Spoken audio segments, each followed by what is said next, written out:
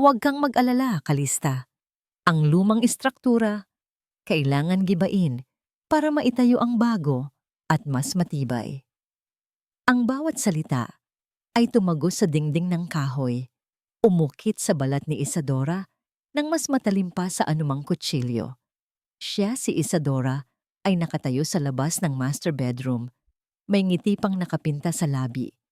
Hawak ang puting folder na may seal ng City Hall, ang aprobadong permit para sa Tower 1, ang pangarap ni Leandro na nagkakahalaga ng milyon-milyon. Pinagtiyagaan niya ang bawat lagda, bawat bayarin, sa loob ng 1 taon, para lamang sa sandaling ito ng tagumpay. Ngunit ang tagumpay na yon ay natuyo, naging abo sa kanyang dila. Ang tindi ng sakit ay lumikha ng isang malamig na pader sa pagitan niya at ng buong mundo. Hindi niya naramdaman ang pagkalas ng kanyang mga daliri, ang pagbagsak ng folder mula sa kanyang kamay. Ang papel ay kumalat sa makinis na marmol, ang simbolo ng kanyang tagumpay, na siya ring papel na nagtatala ng kanyang pagkatalo.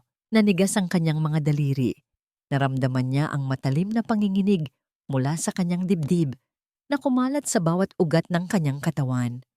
Ang kanyang puso ay parang binubuong salamin na biglang ibinagsak sa kawalan. She's old, Kalista. Kinis pa ng kutis mo, di hamak na mas sexy ka. Patuloy ni Leandro. Ang boses nito ay puno ng katuwaan. Besides, hindi niya ako mabibigyan ng tagapagmana. We need a boy.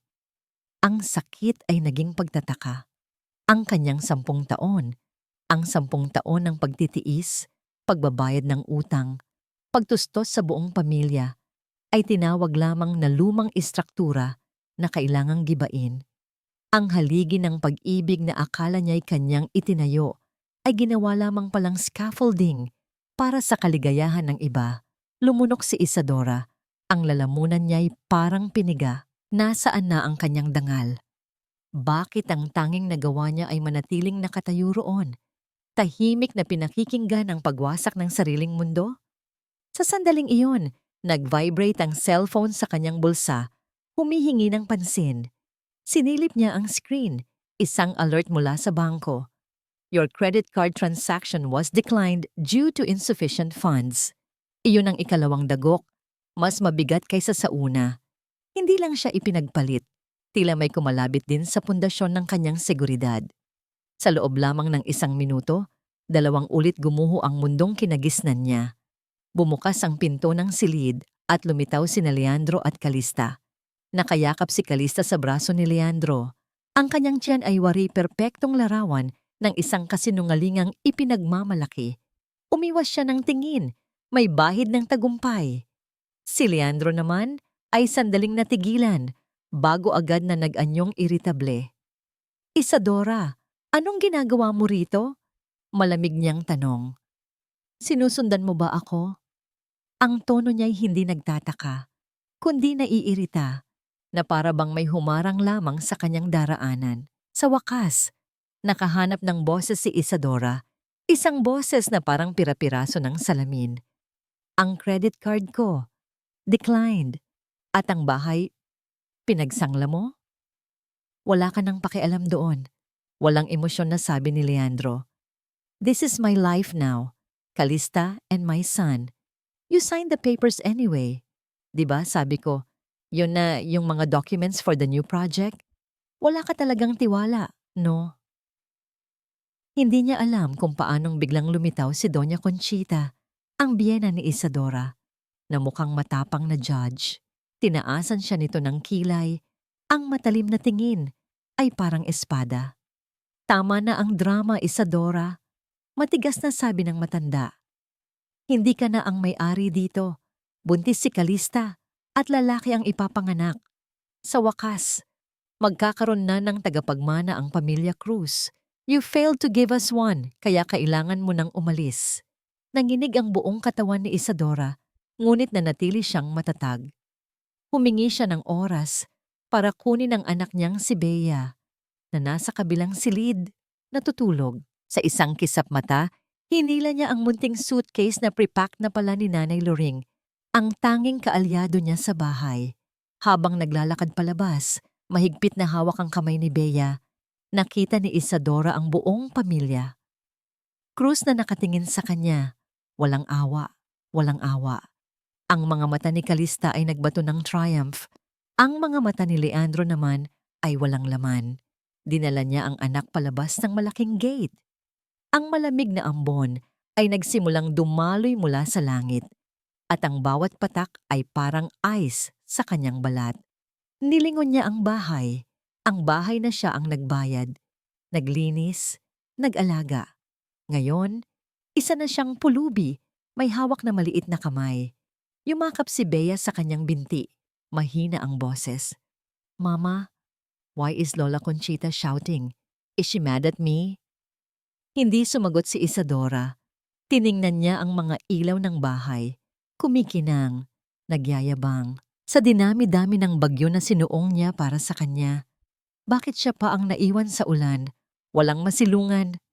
Nagsimulang kumalam ang kanyang sikmura at ang bigat ng kawalan ay lumukob sa kanya. Wala siyang pera, wala siyang matutuluyan, at ang kanyang anak ay natatakot. Sa dinami-dami ng bagyo na sinuong ko para sa kanya, bakit ako pa ang naiwan sa ulan at may daladala pang inosenteng buhay?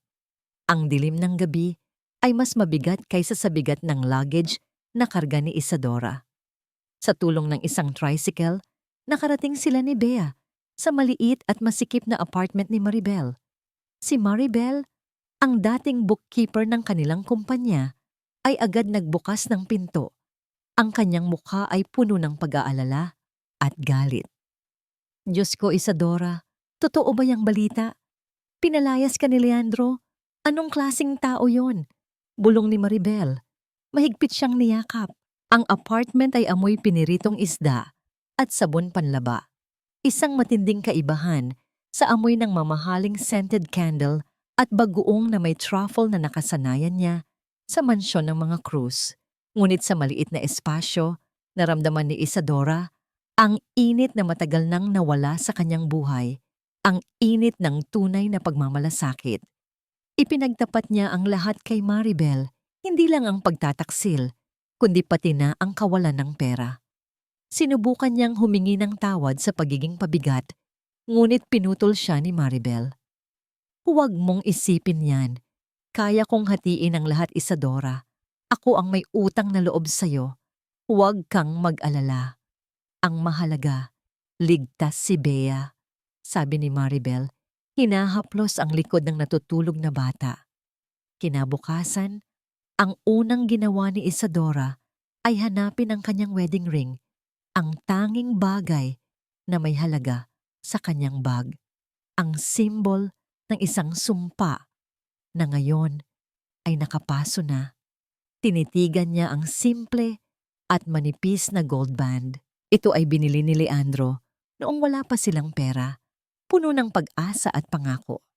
Ngayon, ito ay isang reminder lamang ng failure. Dinala niya ito sa pinakamalapit na pawn shop.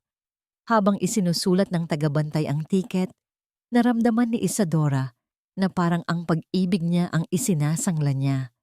Ang pera na ibinigay sa kanya ay sapat lamang para sa ilang araw na pagkain at gamot ni Bea. Ngunit sapat na iyon.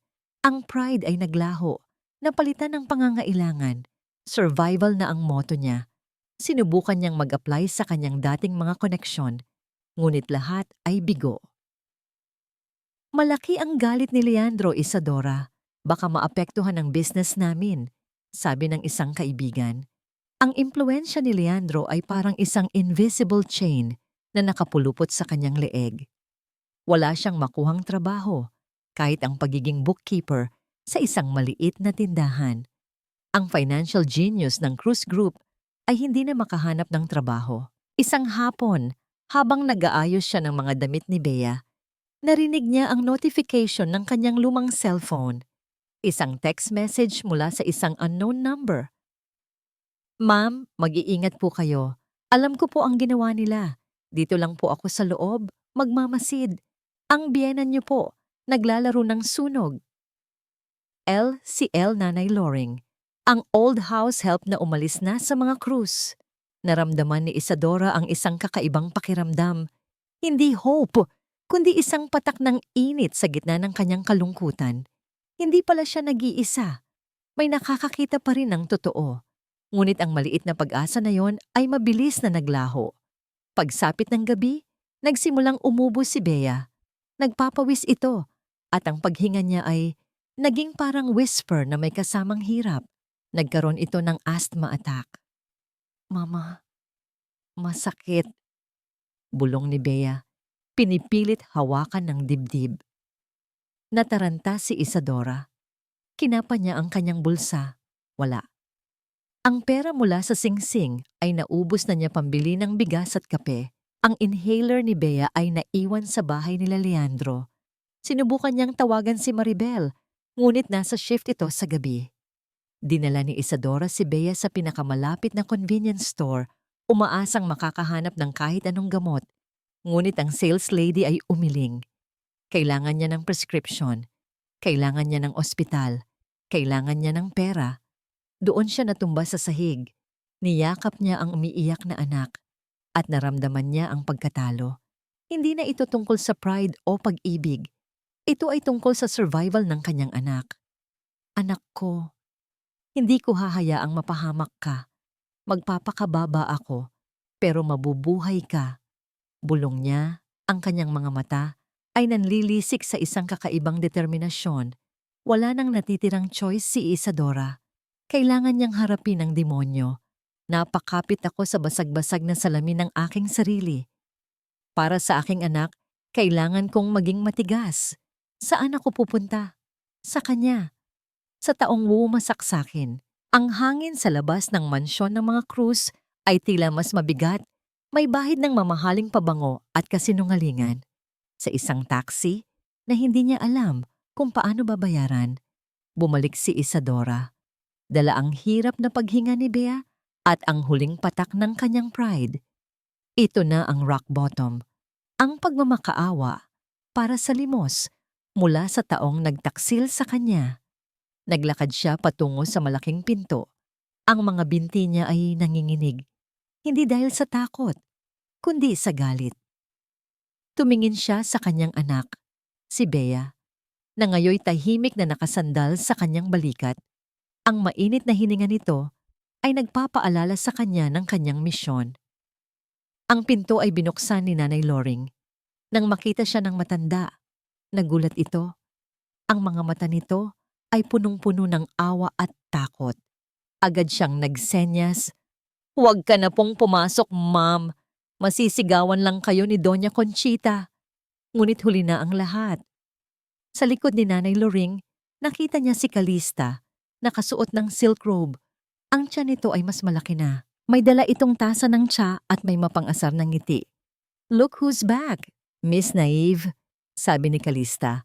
Ang boses nito ay parang melody ng pang-aasar. "Bakit, Isadora? Hindi ka ba tinanggap sa kalsada? Akala ko ba, you're a strong, independent woman?" Hindi pinansin ni Isadora ang panunuya. Tiningnan niya si Calista direkta sa mata. "Nasa bingit ng kamatayan ng anak ko. Kailangan niya ng pang-ospital. I just need money. Magkano man, I'll pay you back." Umalingaw-ngaw ang malakas na tawa ni Calista sa malawak na hallway. "Ang kapal din ng mukha mo, ano? Ang yaman ni Leandro, pero wala ka palang naipon." Ang pangiinsulto ni Calista ay parang asido na tumama sa kanyang mukha. Naramdaman ni Isadora ang init na umaakyat sa kanyang pisngi, ngunit nanatili siyang kalmado para kay Bea. "Huwag mong idamay ang anak ko. Ang kailangan lang namin ay pera. Leandro's daughter needs help." Sa puntong yon, lumabas si Leandro. Nagulat siya nang makita si Isadora, ngunit mabilis niyang itinago ang kanyang reaksyon at tiningnan ang kanyang dating asawa nang may pagkasuklam. "Isadora, umalis ka na. Don't cause a scene. I gave you enough money when you left," sabi ni Leandro. "Anong binigay?" Nagtaas ng boses si Isadora. "Huwag kang magsinungaling. Dinukot mo ang lahat. Ngayon, ang anak mo, ang sarili mong laman at dugo, ay may sakit. Wala kang puso. Kung nagkakalabuan tayo, huwag mo namang isama ang bata. Naglakad si Calista patungo sa kanyang designer bag. Naglabas ng isang wad ng pera at lumapit kay Isadora. Sa halip na ibigay ng maayos, inihagis niya ang mga bills sa sahig. Sige Isadora, pulutin mo. Pakainin mo yang anak mo. Iyan ang bagay sa'yo. Ang dating niyakap ni Isadora si Bea ng mahigpit. Napatingin siya sa sahig, sa mga bills na nagkalat. Ang kanyang buong pagkatao ay nagsigawan, pinipilit siyang tumakbo. Ngunit ang munting boses ni Bea ay nagpaalala sa kanya, Mama, I'm cold. Ang pride ay naglaho. Lumuhod si Isadora, dahan-dahang pinulot ang mga pera. Sa bawat lukot na papel na hinawakan niya, naramdaman niya ang matalim na kislap ng galit na hindi na mawawala. Ngumiti si Calista. Tumingin si Leandro, tumalikod, at pumasok sa living room. Nagkukunwari na hindi niya nakita. Nang makumpleto ni Isadora ang mga bills, tumayo siya. Salamat, malamig niyang sabi. Walang emosyon. Pero tatandaan mo, Calista, ang bawat sentimong binigay mo sa akin ngayon, babayaran ko ng 100 beses. Hindi sa pera, kundi sa lahat ng bagay na mahalaga sa iyo. Tinalikuran niya ang dalawa at mabilis na tumakbo palabas ng bahay. Ngunit sa kanyang pagmamadali, hindi niya napansin ang paparating na sasakyan. Nag-iba ang direksyon ng sasakyan para iwasan siya. Ngunit ang side mirror ay tumama sa kanyang balikat at natumba siya. Yakap pa rin si Bea. Mabilis na bumaba ang driver mula sa kotse. Isang lalaking matangkad at malinis ang bihis. Agad itong lumapit sa kanya. Ang kanyang mukha ay punong-puno ng pag-aalala. Miss, okay ka lang ba? Diyos ko, anong nangyari? Wait, Isadora?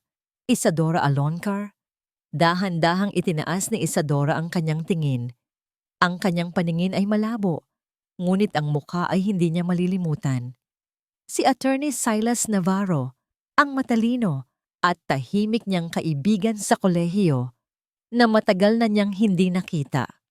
Silas? Bulong ni Isadora, ang kanyang boses ay parang isang sag ng pagod. Pagkatapos, nagiba ang mukha nito. Nakita ni Silas ang mga galos, ang mga lukot na bills sa kanyang kamay, at ang kanyang anak na may sakit. Huwag kang mag-alala, Isadora. Dalhin kita sa ospital. Pagkatapos, babawiin natin ang lahat. Hawak ni Silas ang kanyang kamay.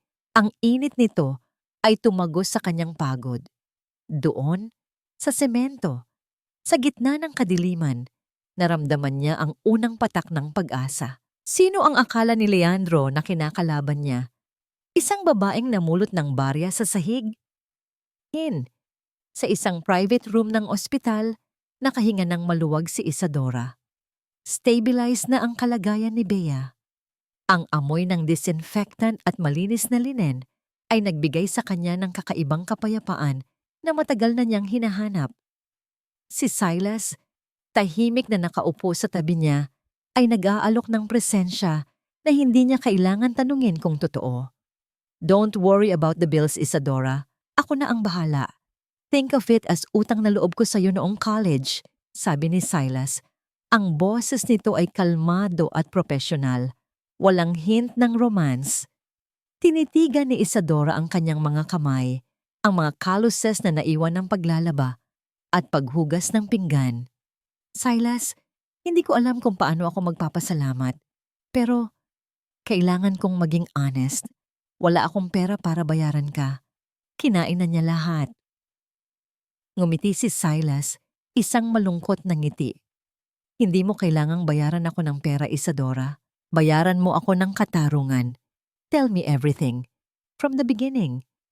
Inihayag ni Isadora ang buong kwento. Ang martyrdom niya, ang pagpirma niya sa mga dokumento nang walang pag-aalala, ang pag-aakala niya na ang trust ay foundation ng kasal, hindi leverage. Sinabi niya ang tungkol sa mga peking signature, ang lihim na fund na itinatag niya bago pa sila ikasal, at ang kanyang hinala na ginamit ni Leandro ang inheritance niya para sa negosyo. Pagkatapos niyang magsalita, naramdaman ni Isadora ang isang nakakabigat na bato na inalis sa kanyang dibdib. Sa kauna-unahang pagkakataon, mayroong nakikinig sa kanya, hindi bilang isang asawa, kundi bilang isang financial expert na ginamit. Isadora, you're not as naive as you think, sabi ni Silas, tinitingnan ang mga notes niya. You're a brilliant financial mind. Ang problema mo, you signed a power of attorney out of love. But that can be contested. More importantly, may batas tayo sa Pilipinas. Ang mana. Inheritance mo bago kayo ikasal, iyon ay sarili mong property. Hindi yun parte ng conjugal property. Kung naitayo ni Leandro ang kumpanya gamit ang mana mo, that's fraud. At may nang marinig niya ang witness, naalala niya si Nanay Loring. Nanay Loring, nag-text siya, L ang sabi niya. Agad na tumawag si Silas at inutusan ng kanyang investigator na hanapin si Nanay Loring at dalhin ito sa isang safe place. Pagkatapos, tiningnan niya si Isadora. Kailangan nating maging matalino, Isadora. Hindi natin sila pwedeng kalabanin sa lakas, pero kaya natin silang kalabanin sa detalye. Ang sa loob ng ilang araw, habang nagpapagaling si Bea, ang private room ay naging war room. Si Maribel ay dumating, nagdadala ng mga lumang ledgers mula sa kumpanya na nakita niya bago siya umalis. Pinag-aralan nilang tatlo ang mga pattern ng spending ni Leandro, ang mga mamahaling kotse, ang paglipat ng title ng bahay kay Doña Conchita. Ang bawat detalye ay nagpapakita ng isang malinaw na pattern ng financial abuse. Tingnan mo ito, Isadora, sabi ni Maribel. Itinuturo ang isang entry. May, para sa baby daw nila, malungkot na sabi ni Isadora. Pero tingnan mo ang pangalan ng doktor, sabi ni Silas. Kilala yan sa mga... Ang munting pagdududa na yon ay nagbigay ng isang matalim na jolt sa isip ni Isadora. Bakit tinago ang gabi ay lumipas? Puno ng figures at mga legal terms. Sa wakas, dumating ang text message na hinihintay nila. Attorney Silas, si Nanay Loring po ito. Nasa akin po ang isang bagay na makakapagpabagsak sa kanila. Isang reseta. At hindi po yan para sa bitamina ng buntis. Kailangan po nating magkita. Ngayon na. Ang prescription, ang ebidensya na maaring magbago sa lahat. Tumingin si Isadora kay Silas. Ang mga mata niya ay nag-aapoy, hindi na dahil sa luha, kundi sa apoy ng retribution. Ngayon ko nalaman, ang sakit ng puso ay nagbibigay ng matalas na isip. Ang aking muling pagsilang ay nagsimula sa isang dinala ni Silas, si Isadora, sa isang tahimik na cafe malapit sa ospital, kung saan naghihintay na si Nanay Loring. Ang pagpupulong ay inayos ng maingat, parang top secret meeting ng mga rebelde. Nang makita ni Isadora ang matanda, hindi niya napigilan ang sarili. Niyakap niya ito ng mahigpit, naramdaman ang matigas na buto ng matanda at ang amoy ng luma, malinis na damit. Nanay Loring, salamat. Bulong ni Isadora. Wala yon, Inday Isadora. Alam kong walang kasalanan ng aking alaga. Matagal na akong nakatiis sa kasamaan ng mga taong yan. Ang kailangan mo, katarungan. Sabi ni Nanay Loring, ang boses nito ay parang bulong, puno ng emosyon. Inilabas ni Nanay Loring ang isang crumpled na papel, isang prescription, at inilapag ito sa mesa. Nakita ko yan sa basurahan ni Calista, kasama ng mga agad na kinuha ni Silas ang papel. Habang binabasa niya, nagbago ang kulay ng kanyang muka. Tumingin siya kay Isadora nang may shock at kumpirmasyon. Isadora, this is a prescription for huminto si Silas. Pinipili ang bawat salita. This medicine is used to treat heavy bleeding or to induce labor for a dead fetus. Nanlamig si Isadora. Ang kape sa kanyang tasa ay parang ice. Anong ibig mong sabihin, Silas? Hindi siya, buntis? It means, it's complicated. Pwedeng nagpalaglag siya O pwedeng sumingit si Nanay Loring. At ang tiyan, ma'am, hindi po totoo yon. May nakita akong ang shock ay napalitan ng isang napakalaking pagkadisgusto. Ang betrayal ay lumampas na sa marriage at money. Niloloko ni Calista at Leandro ang buong pamilya para lamang sa ambisyon at heir. Ang kapal ng mukha nila. Ginamit ang bulong ni Isadora, ang kanyang boses ay parang roar na naipit. Ngumiti si Silas, isang ngiti na may bahid ng vengeance. Hindi nila alam na nagbigay sila sa atin ng pinakamalakas na ipinaliwanag ni Nanay Loring ang setup sa bahay, ang mga pag-aaway ni Leandro at Calista tungkol sa pera, ang spending spree ni Calista at ang labis na confidence ni Doña Conchita na lalaki ang heir. May plano silang sabi ni Nanay Loring. Tumingin si Silas kay Isadora. Ang ngunit sa mga mata ni Isadora, nakita ni Silas ang isang babaeng hindi na naghihintay. Ang kanyang kaluluwa ay nag-aapoy na. Gagawin ko yon, Silas. Sa party na yan. I will give them the real reveal. Hindi lang nang tinitigan ni Isadora ang crumpled prescription, naramdaman ang malamig na papel sa kanyang kamay. Ito ang ticket niya. Hindi lang para mabawi ang pera, kundi para mabawi ang dangal na kanilang niyurakan. Martyr ay patay na. Isang strategist na ang natira. At sa loob ng kanyang puso, ang tanging tunog na naririnig ay ang march ng vengeance, malakas at malinaw. Hindi man naririnig ng iba. Ang mga sumunod na araw ay naging blur para kay Isadora, isang matinding training sa pagitan ng pag-aalaga kay Bea at paghahanda sa legal battle. Lumabas na sa ospital si Bea, masigla na ulit, na siya namang nagbigay lakas kay Isadora. Si Silas, gamit ang mga legal documents na nakita sa database ng kumpanya at ang inheritance papers ni Isadora, ay nagpakita ng timeline ng fraud. Nalaman ni Isadora na ang down payment para sa fleet ng mga bagong equipment ng cruise group ay nanggaling pala sa trust fund na itinatag niya para sa mga magulang. Ang bawat tagumpay ni Leandro ay may tatak ng sacrifice ni Isadora. Your signature on the power of attorney was valid, pero paliwanag ni Silas, the house is yours. Pero kailangan nating i-prioritize ang sa kabilang banda. Si Calista at Leandro, unaware sa kanilang impending doom, ay nagpapatuloy sa kanilang luxurious life. Sa social media, ang feed ni Calista ay puno ng mga larawan ng mamahaling baby clothes, mga high-end jewelry, at selfie kasama si Doña Conchita, na ngayon nagpapanggap na supportive na biyenan. Tingnan mo yan, Isadora, sabi ni Maribel. Itinuturo ang larawan ni Calista.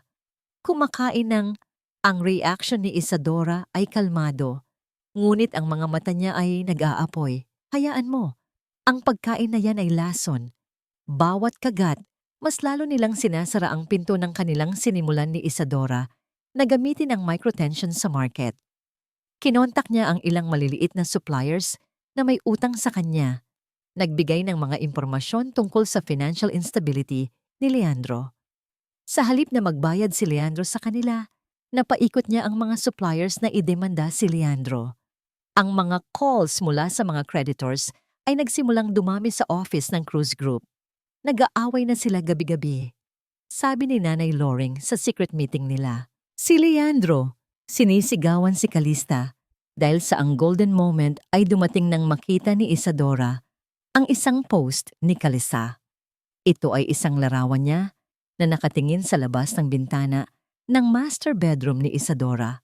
May caption na, "Sa wakas, ito ang magiging tahanan ng aking munting prinsipe. Salamat sa Panginoon sa pag-alis sa mga balakid." Sa sandaling iyon, hindi revenge ang naramdaman ni Isadora. Awa.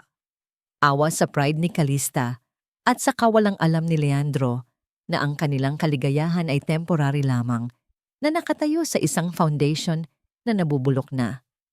Tumingin si Isadora kay Silas. Silas, I need a new look. Hindi na ako yung Isadora na nagbigay ng final order, si Silas. I-set up mo na ang lahat, Maribel. Ang mga kahit anong ganda ng makeup ni Calista, hindi niya maitatago ang katotohanan. At ang araw na yon ay darating. hindi sa pamamagitan ng galit, kundi sa pamamagitan ng katarungan. Ang countdown ay nagsimula na. Nagsimulang tumaas ang tensyon sa loob ng cruise group. Ang bawat phone call ni Leandro ay parang echo ng nagbabantang pagbagsak. Ang first strike ay hindi galing sa legal, kundi sa liquidity ng kumpanya. Isang umaga, habang nag-e-encode si Maribel ng data para kay Silas, may isang balita siyang ibinahagi kay Isadora. Alam mo ba, Isadora, nagkakatayuan na sila sa meeting room. Ang Metrobank, nag-pull out na ng tuwang-tuwang, sabi ni Maribel. Para kay Isadora, ang bawat problema ni Leandro ay parang lunas sa kanyang sugatan na kaluluwa. Ang kanyang vengeance ay hindi tungkol sa dugo, kundi sa solvency. Hindi ko gugustuhing masira ang kumpanya, Maribel. Iyon ang buhay ko rin. Ang gusto ko lang, ang makita niya kung gaano siya kawalang silbi kung wala ako. Malamig na sabi ni Isadora. Ang problema, hindi pa rin niya nakikita ang halaga ko. Akala niya, isang sa kabilang banda, si Calista ay nagsisimula na ring maapektuhan. Ang kanyang social media posts ay nagpapakita ng isang pekeng pagiging masaya. Laging nagrereklamo kay Leandro si Calista. Ang damit niya. Hindi na balita ni Nanay Loring sa kanilang secret meeting sa bahay ni Maribel. Ang ugliness ng kanilang pagkatao ay lumabas kapag ang wealth ay nawala. Isang gabi, habang nagtutulungan sina Isadora at Silas sa mga financial statements, may isang sandali ng katahimikan. Tinanggal ni Silas ang kanyang necktie at nakita ni Isadora ang pagod sa kanyang mga mata. Matagal na kitang kilala, Isadora. Kahit noong sabi ni Silas, ang boses nito ay parang bulong. Nagmahal ako nang walang sagot ni Isadora. Pinipilit na huwag ipakita ang emosyon. Nilapitan siya ni Silas at tiningnan sa mata. Walang romansa sa titig niya, tanging paggalang. Gusto ko lang malaman mo, Isadora, hindi ka nag-iisa. At ang pagbangon mo, iyon ang para kay Isadora. Ang mga salita ni Silas ay mas mahalaga kaysa sa anumang yakap. Ito ay validation. Ang pagkilala sa kanyang worth bilang isang tao, hindi bilang isang asawa. Ang turning point sa chapter na ito ay ang pagkadiskubre ng isang mas concrete na ebidensya ng scam ni Calista. Ma'am, nakita ko po sa whisper ni Nanay Loring sa phone. Palagi niyang tinatago yon. Ginagamit lang niya kapag umaalis sila. Hindi po talaga siya. Ang false pregnancy ay hindi lang rumor. Isa na itong physical evidence. Ang huling proof na kailangan niya ay yung confirmation na fake ang ultrasound photos. Sa tulong ng private investigator ni Silas, nalaman nilang ang clinic na ginamit ni Calista ay isang front lamang para sa mga under-the-table procedure. Ang mga invitations para sa gender reveal party ay ipinamahagi na. Sa envelope na natanggap ni Maribel, nakita ni Isadora ang theme, The Prince is Coming, Heir to the Cruz Empire. Ang arrogance ng kontrabida ay umabot na sa peak. Ang bulong ni Isadora, tinititigan ng invitation. Ang darating ay ang game ay nagsisimula na. Ang pawn ay naging queen. At ang checkmate ay isasagawa sa harap ng lahat. Ang gabi bago ang gender reveal party ay parang isang slow motion movie para kay Isadora. Nakatitig siya sa kisame ng maliit na apartment ni Maribel. Ang lamig ng air conditioner ay tumagos sa kanyang manipis na kumot. Sa tabi niya, si Bea ay mahimbing ang tulog. Ang kanyang hininga ay kalmado at regular. Ang peace na yon ay ang tanging nagpapatatag sa kanya. Hindi na siya ang babaeng nagmamakaawa. Siya na ang babaeng may power of attorney ng sarili niyang buhay. Pumili ka ng isusuot mo, Isadora. Hindi payo ni Silas sa kanya kaninang umaga. Ngunit ang isip ni Isadora ay hindi nakatuon sa damit. Ito ay nakatuon sa isang bagay na tinago niya sa loob ng safe box ni Silas. Ang mga documents na nagpapatunay na ang inheritance niya ay ginamit ni Leandro bilang collateral para sa loan ng kumpanya without her consent. Ang mga documents na yon ay sisira kay Leandro at Doña Conchita, hindi lang sa finance, kundi sa reputation din. Ang emotional weight ay hindi niya matanggal. Ang katanungan ay hindi na, mabawi ko ba ang lahat? Kundi, pagkatapos nito, sino na ako? Bumangon si Isadora at nagtungo sa kitchen. Kumuha siya ng isang basong tubig. Nakita niya ang kanyang refleksyon sa stainless steel na ref. Ang shadow sa ilalim ng kanyang mga mata ay nagpapaalala sa kanya ng mga gabing walang tulog. Naisip niya si Leandro. Hindi ang Leandro na CEO, kundi ang Leandro na student sa Batangas na nangangako ng forever abamang kumakain sila ng street food. Isadora, ikaw ang magiging ilaw ko. Hindi ako magiging successful kung wala ka. Ang mga pangakong yon, ngayon, ay parang echo sa isang abandonadong simbahan. Ang microtension ay nagmula sa kanyang cellphone. Isang text message mula sa isang unknown number, hindi si Nanay Loring. Tandaan mo, Isadora, nagbunga na ang lahat ng ginawa mo. Nag-resign na ang... Ang sender ay si Attorney Navarro, ginamit ang ibang number.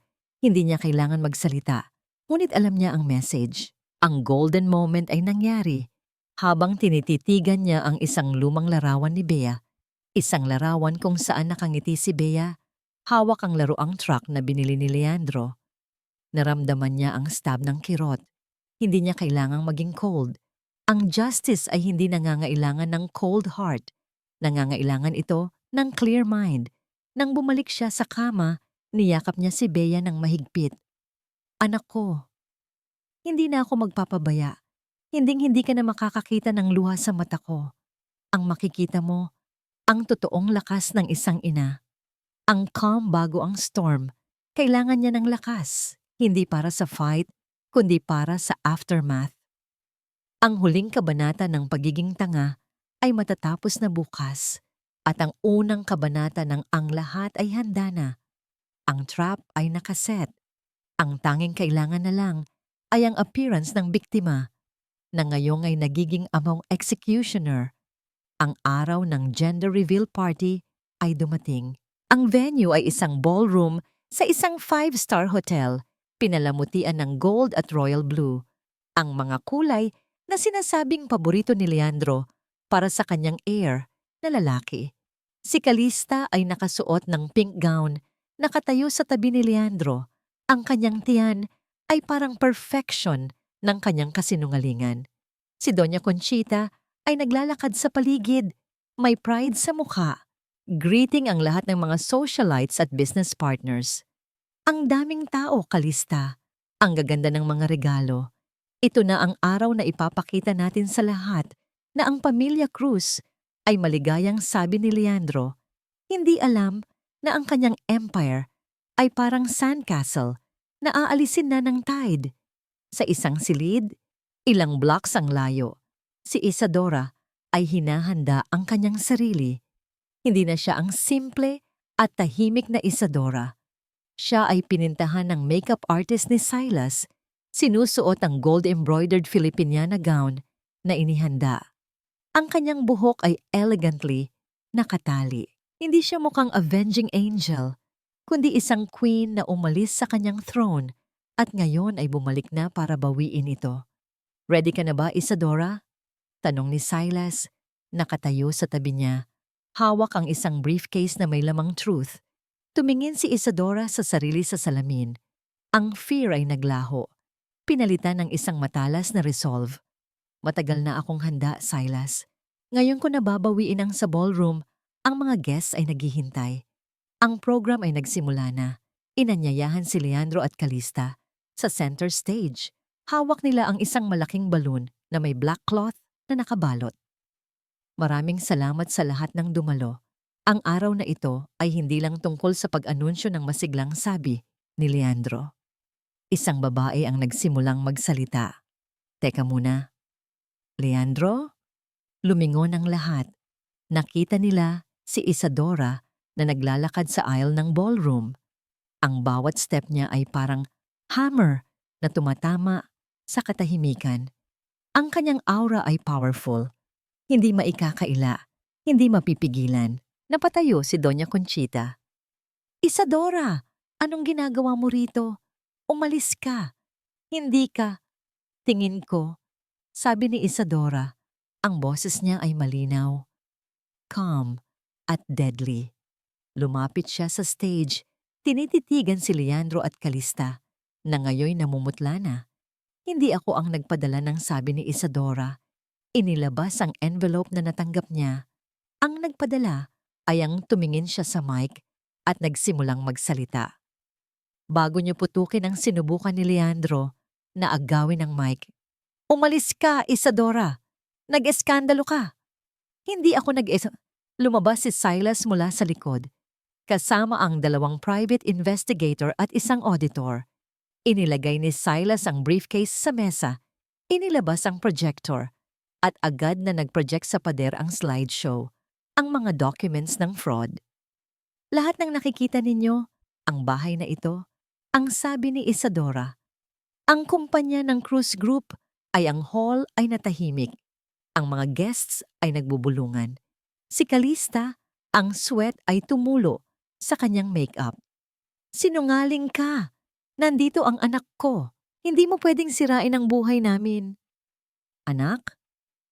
Ngumiti si Isadora, isang nakakabigla at malungkot na ngiti. Ang huling inilabas ni Isadora, ang medical record ni Calista at ang prescription na may misoprostol.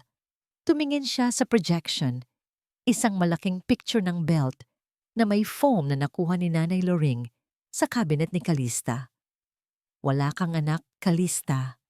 Ang shock ay umalingaw-ngaw sa buong ballroom. Doon, sa harap ng lahat, tinanggal ni Calista ang belt at itinapon ito sa sahig. Ang kanyang mukha ay puno ng fury at despair. Leandro! Wala siyang anak. Ninakaw niya lang ang pera mo. Sigaw ni Isadora, pointing her finger kay Leandro. Sa Leandro, parang estatwa, ay hindi makapaniwala. Calista, wala kang anak? Si Doña Conchita, hindi na niya nakayanan. Ang kanyang hininga ay humina. Ang revenge ay hindi kailangang maging sweet. Ang kailangan lang nito, katotohanan. At sa araw na yon, ang katotohanan ay pumatay. Ang ballroom ay nagmistulang war zone ng shame at disgust. Ang mga guests na kanina ay nagbubulungan ay ngayoy tahimik. Ang kanilang mga mata ay nakatingin kina Leandro at Calista nang may pagkasuklam. Ang socialite na crowd ay hindi nagkakagulo. Ngunit ang kanilang judgment ay parang libu-libong whispers na bumibigat sa hangin. Si Calista, ang foam belt ay nasa sahig. Ang pink gown niya ay hindi na glamorous, kundi isang symbol ng kanyang kasinungalingan. Sinubukan niyang lumabas, ngunit hinarangan siya ng mga security personnel na tinawag ni Silas. Leandro, magsalita ka! Hindi totoo yan! Magsinungaling ka! Sigaw ni Calista. Umaasang maililigtas siya ni Leandro. Ngunit si Leandro, ang kanyang mukha ay ashen. Ang kanyang mga mata ay nanlalaki, ay hindi makapagsalita. Ang realization na niloko siya ng taong pinagpalit niya para sa kanyang asawa ay mas masakit pa kaysa sa financial ruin. I'm sorry, Leandro, pero sabi ni Silas, inilapag ang subpuena sa harap ni Leandro. Doon lamang nakakita ng tinig si Leandro. Tumingin siya kay Isadora. Hindi na may pagkasuklam, kundi may pagmamakaawa. Isadora, maawa ka. Ang bawat salita ni Leandro ay parang knife sa puso ni Isadora. Ngunit hindi na ito tungkol sa pain. Ito ay tungkol sa closure. Mahinang sabi ni Isadora. Ang doon, sa gitna ng hall, lumuhod si Leandro. Hindi dahil sa pagmamahal, kundi dahil sa shame at takot. Hinawakan niya ang laylayan ng gown ni Isadora. Ang reaction ni Isadora ay hindi fury, kundi pity. Tumingin siya sa kanyang ex-husband, ang lalaking minahal niya. Ngayon, wala na itong power, walang pride at walang prince.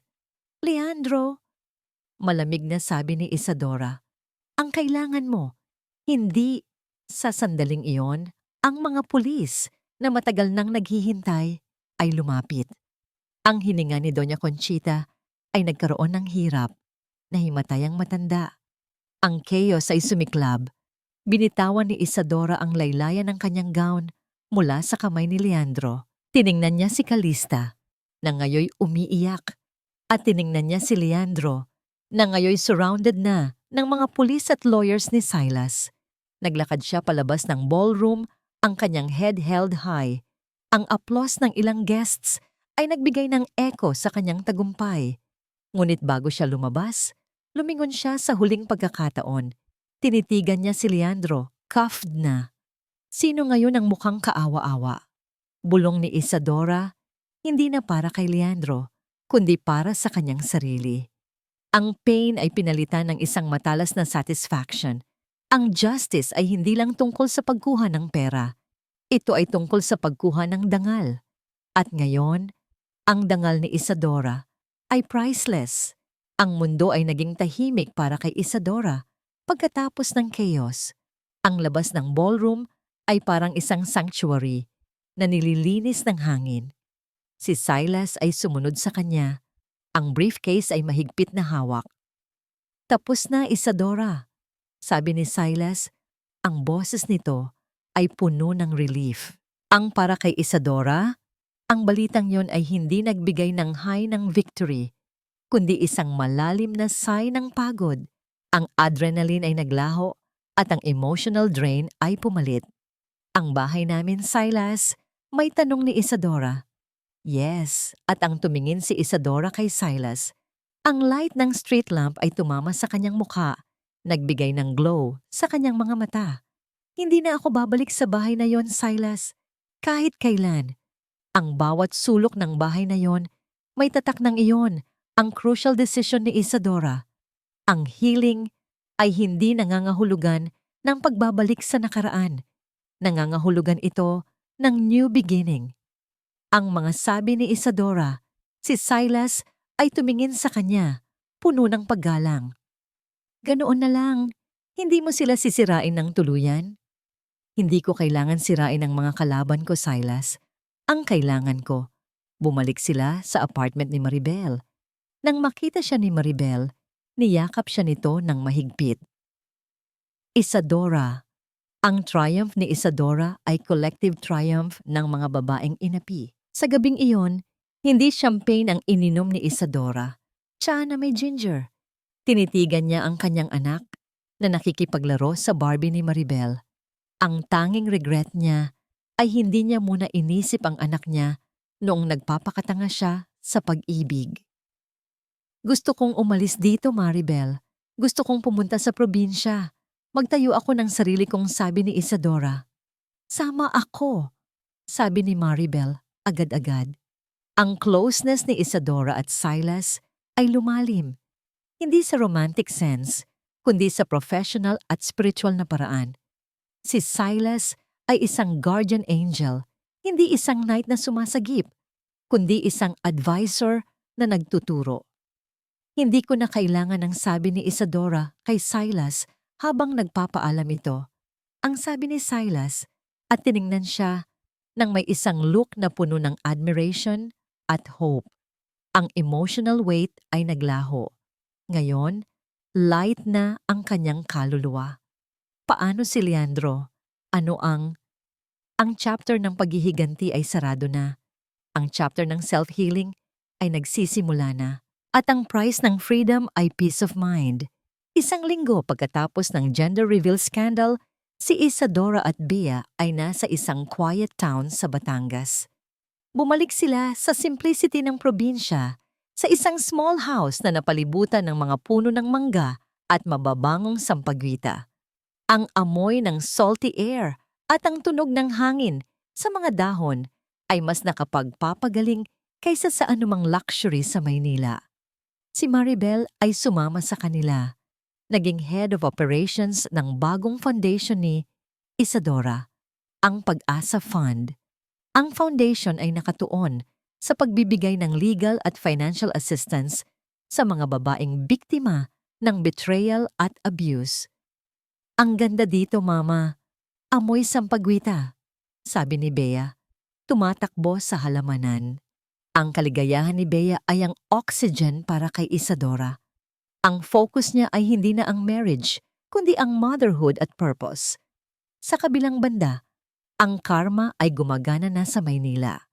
Si Leandro ay out on bail, ngunit ang kanyang reputation ay destroyed. Ang Cruz Group ay nag-file na ng bankruptcy. Ang kanyang friends at partners ay tumalikod na sa kanya, fearing na madrag down din sila sa scandal.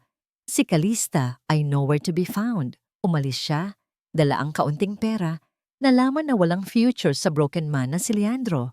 Ang pangitain ni Doña Conchita sa air ay naglaho. At ngayon, nakatira na siya sa isang maliit na apartment ng kamag-anak, nanginginig sa takot sa debt collectors. Hindi na nakikinig si Isadora sa balita tungkol sa kanila. Ang pain ay nawala na, napalitan ng indifference. Isang hapon, habang nag-aayos siya ng papers sa office ng foundation, may isang courier na naghatid ng envelope, walang sender address. Ang laman ng envelope ay isang letter mula kay Leandro. Handwritten. Hindi niya binuksan ang letter. Tinitigan niya lang ang kanyang pangalan na nakasulat sa envelope, ang familiar handwriting na nagdulot sa kanya ng labis na pain at joy. Dear Isadora, hindi ko na mababalik ang panahon. Ang bawat araw sa kulungan, ang bawat hindi niya binuksan ang letter, inilabas niya ang kanyang lighter at sinunog ang envelope. Ang apoy ay dahan-dahang kumalat sa paper, naging abo, at ang abo ay naglaho sa hangin. Ang flame ay hindi anger, ito ay closure. Tapos na, Leandro, bulong ni Isadora. Ang chapter ng pagsisisi ay hindi na kailangan pang basahin ni Isadora. Ang kanyang focus ay nasa pagsikat ng araw sa Batangas, ang amoy ng sampagita, at ang hope ng kanyang anak. 5 taon ang lumipas. Ang Pag-asa Fund ay naging isa ng nationwide institution na nagbigay ng second chance sa daan-daang kababaihan. Si Isadora Alongcar ay hindi na ex-wife ni Leandro, kundi the Iron Lady of Batangas. Isang CEO at philanthropist na may clear vision at heart. Si Bea ay isa ng dalagitang masayahin at matalino. Ang kanyang mga mata ay nagpapakita ng kaligayahan na hindi kailanman nakita ni Isadora noong siya ay bata pa. Wala na ang shadow ng pain sa kanilang buhay. Isang araw, bumalik si Isadora sa Maynila para sa isang business conference. Sa isang traffic light, nag-iisa siyang nakatingin sa labas ng bintana ng kanyang kotse. Sa gilid ng daan, sa ilalim ng isang overpass, nakita niya ang isang lalaki.